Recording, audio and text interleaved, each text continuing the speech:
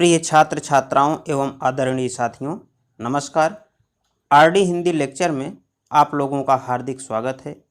साथियों, आइए आज हम अयोध्या सिंह उपाध्याय की कविता पवन दूतिका का अध्ययन करते हैं। पवन दूतिका शीर्षक कविता अयोध्या सिंह उपाध्याय हरिऔंध कृत प्रिय प्रवास महाकाव्य से ली गई है। इसमें राधा ने पवन को अपनी दूती बना करके श्री कृष्ण के पास अपना संदेश पहुंचाया है। इसमें राधा की विरह दशा का मार्मिक चित्रण करने के साथ ही साथ कवि ने उनके लोक सेविका रूप को भी प्रमुखता प्रदान की है। राधा का जो परंपरागत रूप है उससे हट करके उन्होंने राधा को लोक सेविका के रूप में चित्रित किया है। राधा का पर दुख कातर स्वरूप उनके चरित्र को एक नवीनता प्रदान करता है। तो आइए इसकी पंक्तियां देखते हैं। बैठी खिन्ना यक दिवस वे गेह में थी अकेली, आके आंसू दृग युगल में थे धरा को भिगोते।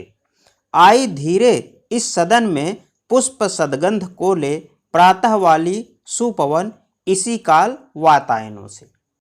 पहले हम इसका संदर्भ देख लेते हैं। तो संदर्भ इस प्रकार से लिखा जाएगा।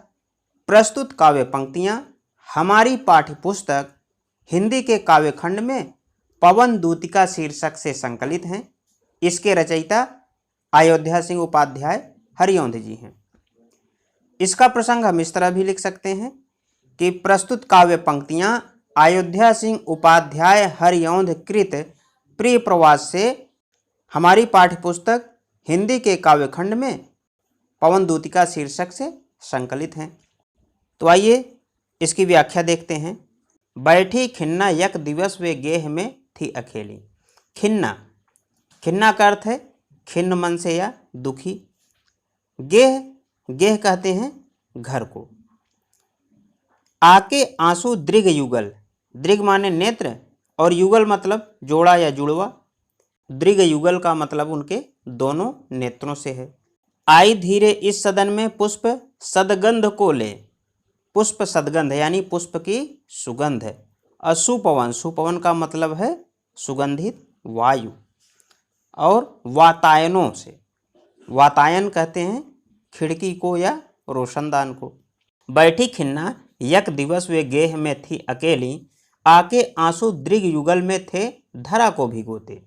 यक दिवस यानी एक दिन। एक दिन राधा श्री कृष्ण की याद में खोई हुई अत्यंत उदास होकर के घर में अकेली बैठी हुई थी। आके आंसू दृग युगल में थे धरा को भिगोते, यानी आंसू आंसू आ आकर उनकी दोनों आंखों को सजल बना रहे थे। इसी समय प्रातःकालीन शीतल सुगंधित पवन खिड़कियों से होती हुई राधा के कमरे के भीतर प्रवेश करती है।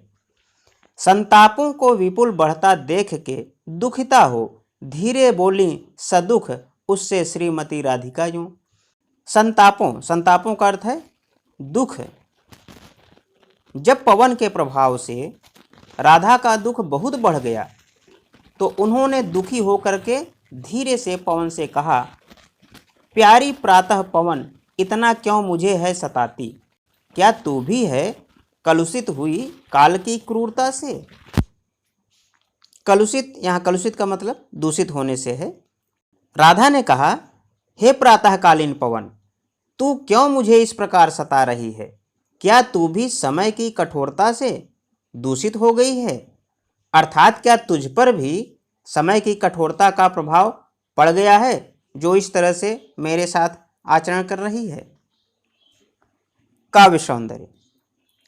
प्रस्तुत पद में कृष्ण के वियोग में दुखी राधा की मनोदशा का बड़ा ही मार्मिक एवं भावपूर्ण चित्रण किया गया है।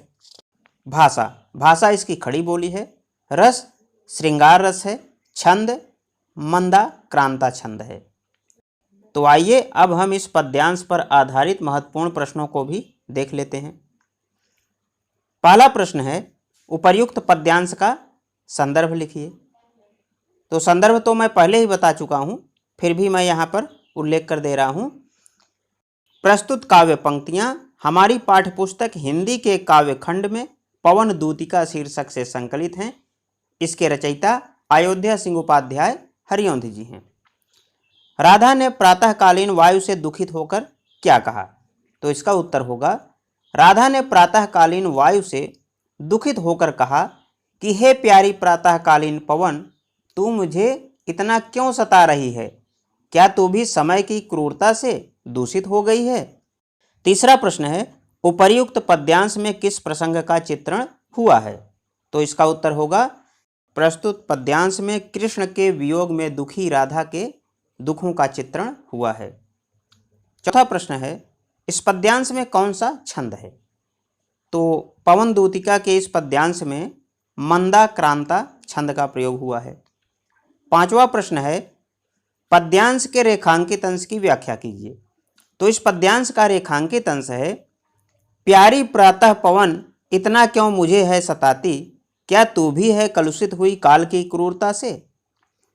तो इसकी व्याख्या इस प्रकार होगी, कृष्ण के विरह में राधा का मन अत्यंत दुखी था। उनके दोनों नेत्र अश्रु से भीगे हुए थे। इस दशा में जब प्रातःकालीन पवन, जो कि सबके मन में उमंग एवं उत्साह भरने वाली होती है, वह खिड़कियों के रास्ते से राधा के कमरे में प्रवेश करती है, तो राधा का दुख उसे देखकर और भी बढ़ जाता है। वह पवन से कहती हैं कि हे प्रातःकालीन पवन, तू मुझे इतना क्यों सता रही है? क्या तू भी समय की कठोरता से दूषित हो चली है, जो मुझे इस तरह सता रही है? तो इस प्रकार हमारा ये पद्यांश भी पूर्ण हुआ। आशा है आपको यह वीडियो अच्छा लगा होगा। धन्यवाद।